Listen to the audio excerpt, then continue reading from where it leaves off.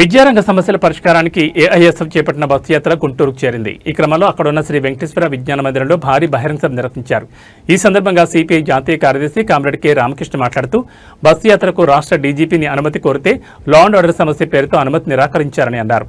చంద్రబాబు ప్రతిపక్షంలో ఉంటే ప్రజాస్వామ్యం ఉండాలంటారు, కానీ అధికారంలో ఉంటే ప్రజాస్వామ్యాన్ని కాలు రాస్తారని ప్రశ్నించారు.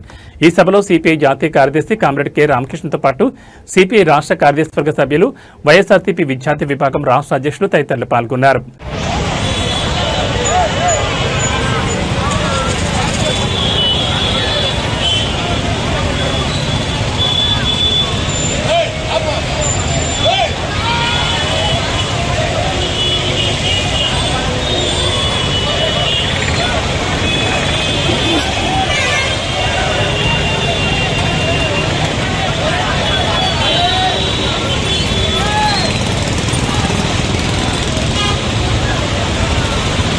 కాంగ్రెస్ విద్యార్థి మిత్రులారా, ఈరోజు రాష్ట్రంలో విద్యార్థులు మాత్రమే నియంత్రిత ధోరణి, విద్యార్థుల పైన మాత్రమే ఒక నియంత్రపూరితమైన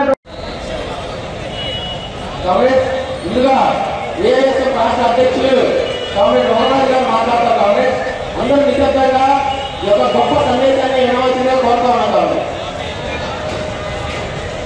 కాంగ్రెస్ పరిచయవలసిందిగా కోరుతా ఉన్నాం. కాంగ్రెస్ అలానే సిపిఐ గుంటూరు జిల్లా కార్యదర్శి కోట మహారాత్రి గారిని కూడా పరిచయవలసిందిగా కోరుతా ఉన్నాం.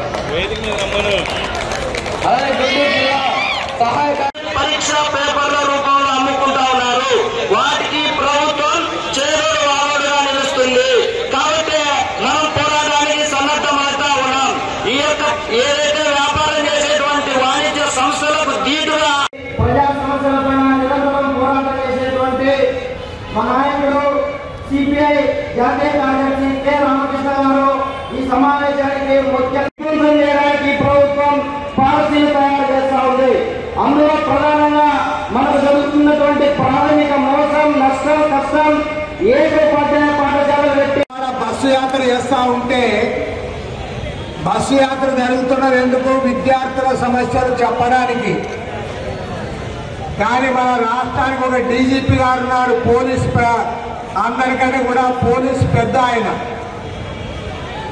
దగ్గర పోయి మన విద్యార్థి నాయకులు, సార్ మా సమస్యల పైన మేము బస్సు యాత్ర చేస్తా ఉన్నాం, మాకు మైక్ పర్మిషన్ ఇవ్వమని అడిగితే ఆ పెద్ద మనిషి మైక్ పర్మిషన్ ఇవ్వడంలా, డీజీపీ గారు మైక్ పర్మిషన్ కూడా ఇవ్వకుండా ఆయన ఏమంటా ఉన్నాడంటే, మీరు మైక్ పెట్టుకొని బస్సు చేసుకొని పోతే లా అండ్ ఆర్డర్ ప్రాబ్లం వస్తుంది, రోడ్లో తిరిగే వాళ్ళకి ఇబ్బందిగా ఉంటుంది, కాబట్టి మీకు పర్మిషన్ ఇవ్వలేరని చెప్తా ఉన్నారు.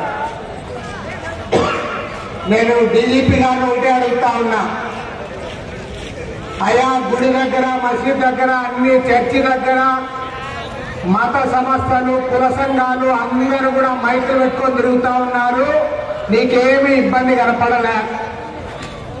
రాష్ట్రంలో ఉన్న రాజకీయ పార్టీల నాయకులందరూ కూడా మైక్ పెట్టుకొని డోర్ కొట్టుకుని తిరుగుతా ఉన్నారు, నీకేమి ఇబ్బంది రాలే. తాగి తందనాలు ఆడే వాళ్ళు కూడా రోడ్డు మీద తిరుగుతా ఉన్నారు, డీజీపీకి ఏమీ కనపడలే. కానీ మన ఏఎస్ఎఫ్ వాళ్ళు మైక్ పెట్టుకుంటామంటే మాత్రము ఇక్కడ విచ్చేసిన విద్యార్థులందరికీ కూడా ముందుగా పేరున ముందుగా హృదయపూర్వక నమస్కారాలు తెలియజేస్తా ఉన్నా. ఈ రోజు రాష్ట్రంలో మనం చూస్తూనే ఉన్నాం, కూటమి ప్రభుత్వ అధికారంలోకి వచ్చిన రోజు నుంచి కూడా ఏఎస్ఎఫ్ఐ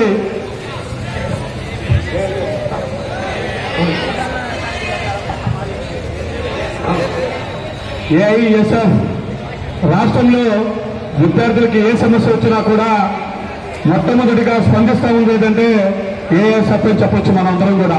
ఎందుకంటే చిన్న సమస్య వచ్చినా కూడా, అది గ్రామంలో కానీ, మండలంలో కానీ, కాలేజీలో కానీ ఏ చిన్న సమస్య వచ్చినా కూడా ఈరోజు ఏఎస్ఎఫ్ ముందు వరుసలో విద్యార్థులకు అండగా నిలుస్తున్న విషయం కూడా చెప్పడంలో అసోక్తులు. కానీ ఈ కూటమి ప్రభుత్వ అధికారంలోకి వచ్చిన తర్వాత మనం చూసుకున్నట్లయితే ఇటు రాష్ట్రంలోనూ కేంద్రంలో కూటమి ప్రభుత్వ అధికారంలో ఉంది, కానీ విద్యార్థులకి చేయాల్సిన మెడికల్ కాలేజీలు ఎన్నో పర్మిషన్ ప్రభుత్వ మెడికల్ కాలేజీలు తీసుకురావాల్సి పోయి జగన్మోహన్ రెడ్డి గారు ఏదైతే 17 ప్రభుత్వ మెడికల్ కాలేజీలు తీసుకొని వచ్చారో అవన్నీ కూడా పీపీపీ విధానంలో ఈరోజు ప్రైవేట్ వ్యక్తులకు అప్పచెప్పే కుట్ర పొందుతా ఉన్నారు.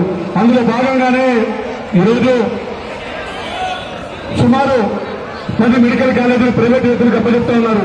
కూటమి ప్రభుత్వ అధికారులకు వచ్చిన నుంచి మనం చూసుకున్నట్లయితే ఎస్సీ, ఎస్టీ, బీసీ, మైనార్టీ విద్యార్థులందరూ కూడా విద్యను దూరం చేసే విధంగా ఈరోజు కూటమి ప్రభుత్వం సన్నాహాలు చేస్తా ఉంది. ఈరోజు పేదవాడు చదువుతా ఉంటే చంద్రబాబు తట్టుకోలేడు. ఎందుకంటే